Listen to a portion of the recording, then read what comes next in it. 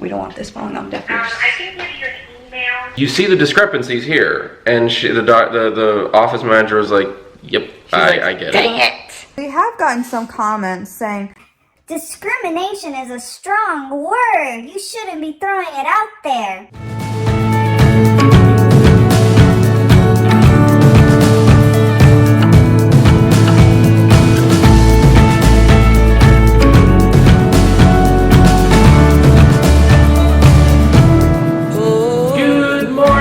Everyone! So guys, as you can see, Janice is not right here again, and it's perfectly okay. She is still not feeling the best, and she is still in recovery mode, and that's perfectly fine. It's okay to not be okay. Guys, today is going to be a slightly different vlog. Janice did this one not too long ago, and it's a reaction commentary to some clips that were unable to reach you guys in certain vlogs, but they're still very important clips. So what we did is we kind of just threw them all into one compilation video, and I'm going to show you these and I'm going to give you commentary to give you a little bit more of a behind the scenes insight into what we deal with, as well as a lot of important information that unfortunately could not make it into the vlogs. As you guys can tell, I am wearing our merch. If you guys have not checked out our merch, look below the video and you'll actually see several pieces of our merch, as well as the description has the link. Go check that out, guys. So guys, up next is going to be the clips. If you're excited, I'm excited. Let's get to it. Alright guys, real quick. Paul is talking to the office manager, I believe, about the OB we saw. As you can hear, it's getting heated. So, pretty much the doctor lied. I guess they're doing an investigation, and there's nothing wrong with that. We know me and Paul are right. He's pissed right now because the lady's like, well, I'm looking at the doctor's note and she didn't write anywhere that Janice was diagnosed with PCOS. And Paul's like, really? Well, I got the recording. You hear it. She says this. She explains treatment plans, fertility doctor. Like, she lied. She lied. My medical director's attention. You know, I'm sad to hear that you won't continue care with us and that you decided to go elsewhere, but that's a personal decision and you do what's best for you and your family. I have all the information here to pass along to him so he can look into this at a higher clinical level than I can. And again, I'm truly sorry about your visit with us, and I wish you both all the best. We don't want this falling on deaf ears. I can give you an email. Also, give us a refund. We ain't playing for that appointment. So guys, as you can tell from that clip, I'm the one on the phone handling these issues, and 9 times out of 10, I'm the one who handles these difficult phone calls because the brain fog is real. Janice in certain situations may not remember certain things, and vice versa. She also does help me, and that's where you see her in some certain things telling me small little comments here and there. Teamwork makes the dream work. Now, also a big thing is, yes, the doctor did recommend treatment plans and fertility specialists, but this was after the fact that she completely told Janice, I'm not taking care of you, you need to go get a psychiatric evaluation first, I can't take you on. After the fact, that's when she started recommending these things and saying, yeah, here's treatment options, here's medications. She did not look at Janice as a whole patient and look at the chart, kind of differentiate like her different medical issues, and she can and cannot take medication-wise and treatment-wise. I am going to make another complaint to ADA. Yeah. As you guys saw, I did ask for our money back, and the lady's like, we'll see, maybe. I'm like, no. That appointment, I paid to get insulted. No. I want my money back, boo-boo. We're not doing that. Only Janice can record herself. We ain't doing that, boo-boo. So some of you guys were asking us, why did Janice record the conversation beforehand? Number one, I was told that I was not allowed in the actual room with her, even though I was previously, and for OB patients, the spouse or one person is allowed in with the patient. I was on the phone. I was perfectly happy with being on the phone. The doctor then said, no phone, no nothing. And that's again strange. I always tell Janice, always record. That way we can review what the doctor said, nurse practitioner, whatever it is, because the brain fog is real, guys. It can happen where the doctors explain something to you and you don't remember, and that's perfectly fine. That's why we record. We're not recording with malicious intent. We are recording for our own personal use to make sure that all the bases are covered, that we have all the information that we need. We are not doing this recording thinking that we're going to take this person to court, which in that case, in the state of Florida, yes, you need the other person's consent to record that conversation, to use that in a court of law. Guys, for those of you who do not know, I am a licensed private investigator in the state of Florida. I have to know my laws when it comes down to recording, taking photos, taking videos out in public and private, so on and so forth, because when I go to court for any kind of investigation, I am considered an expert witness. So it's kind of like, you know, when a police officer gives you a ticket and you say, I wasn't speeding, you go to the court, the judge is going to believe the police officer over you because the police officer is considered an expert witness. I am the same way. My word carries more than a civilian in any kind of court case. Now, with ADA, it's come across in the few years that we've been having issues or anything like that where we wanted to report an individual, whether it be a company, a doctor, someone, some type of business. They always say we need like factual proof, we need a recording, a video, something proving the real discriminatory act. This qualifies as that. Because if we just call ADA and say, hey, this doctor said something that I didn't like, they're going to be like, okay, great, where's the recording, where's the information? Here it is.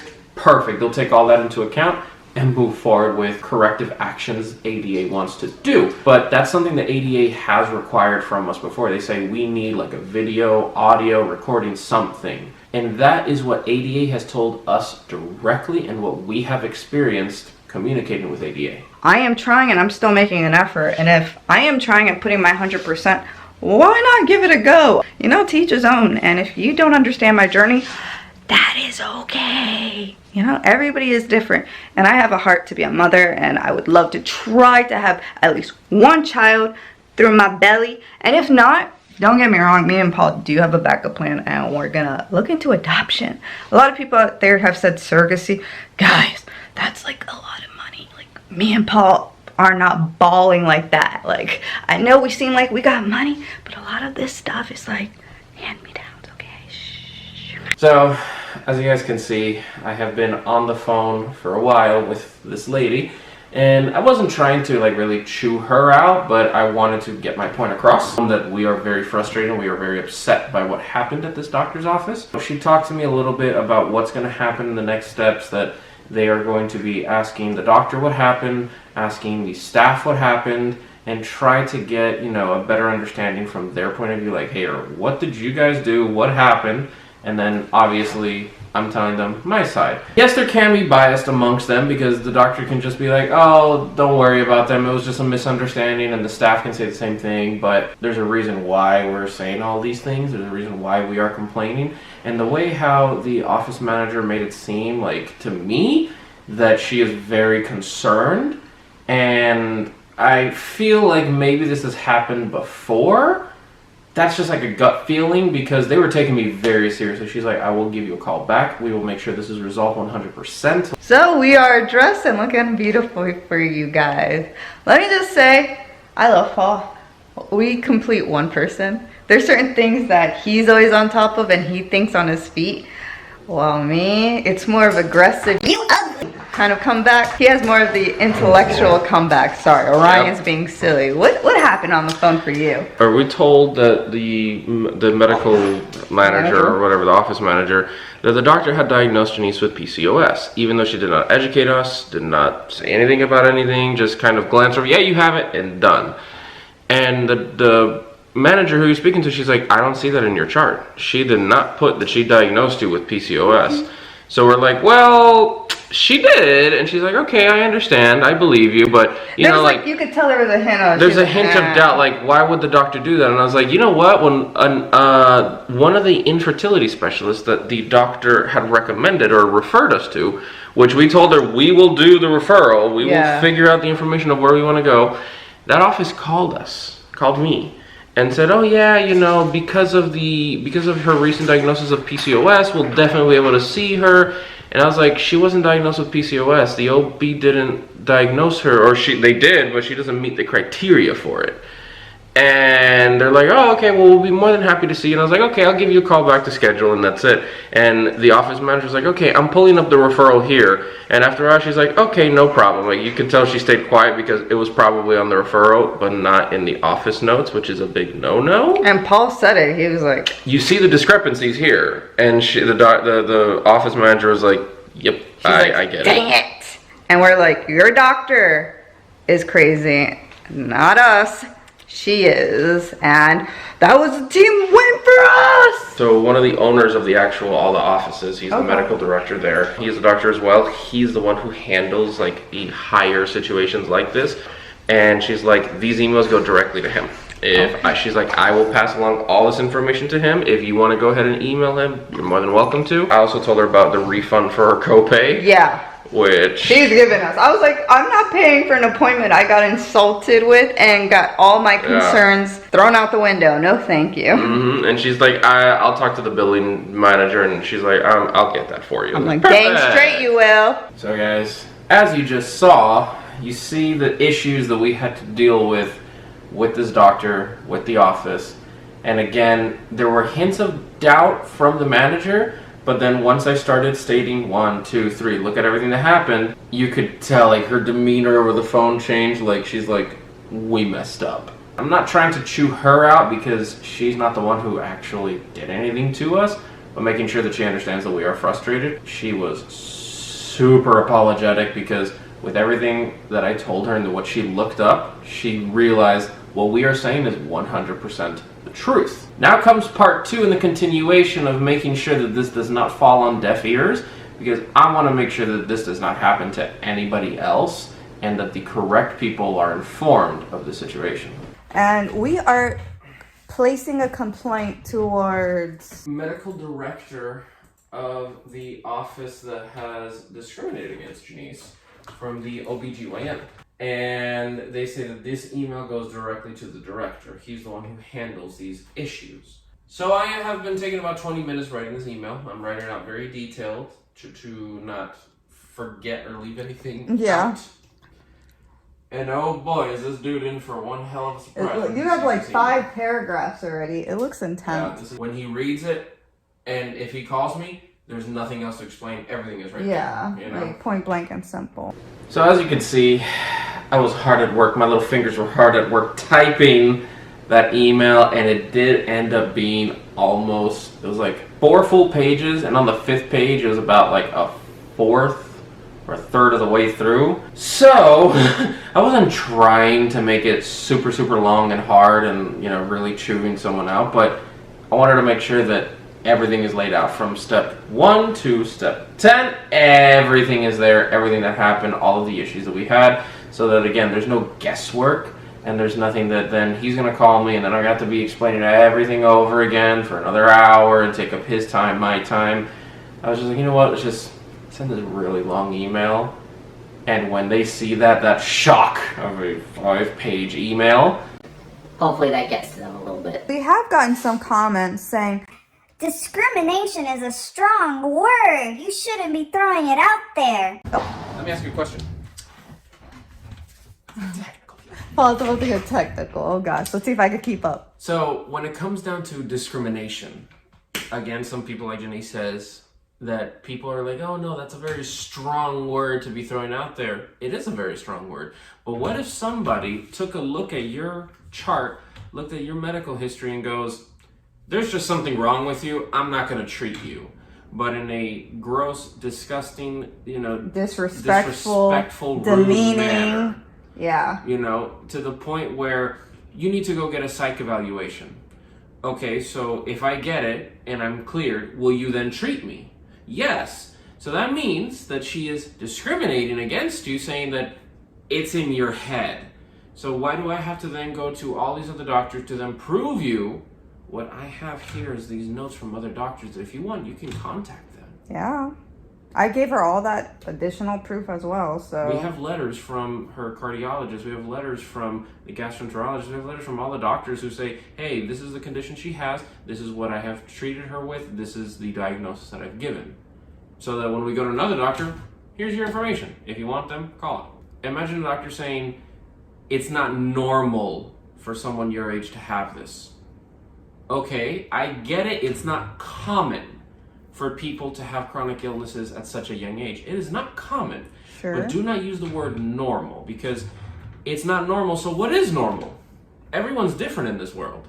And just because it's not common for someone to have chronic illnesses at such a young age does not take away the validity of it. Just because it's not common does not mean it's not valid. Doesn't mean that I don't actually truly have it. That's the problem, and that's where the discrimination comes into play. This last clip may confuse some, and let me clear it up and explain everything in why we use the terminology of discrimination. When Janice initially saw this doctor, the doctor told her she did not feel comfortable seeing Janice as a patient due to her chronic illnesses. And she also said, because of your chronic illnesses, you really shouldn't be having children. She then went on to say that Janice needs a psychiatric evaluation, and Janice specifically asked her, okay, so if I go and get a psychiatric evaluation and I get an all clear that mentally there's no issues there, will you then treat me? The doctor goes, yeah, of course I can handle you. 2 minutes before, you just said, I can't see you because of your chronic health issues. So it's not the chronic illnesses that are stopping you from treating me. It's that you are discriminating against me, saying that this has to be in your head, that's why you have so many chronic illnesses. The doctor kept saying that we need to check your background, your upbringing, and your childhood to see if you are able to have a child, care for a child. Janice then asked her, do you do this for all your patients? Is this something that's standard practice? And the doctor said, no, this is only for special cases. Again, this is where we bring in discrimination. Why me are you telling me this? These are the issues, and this is where discrimination plays in.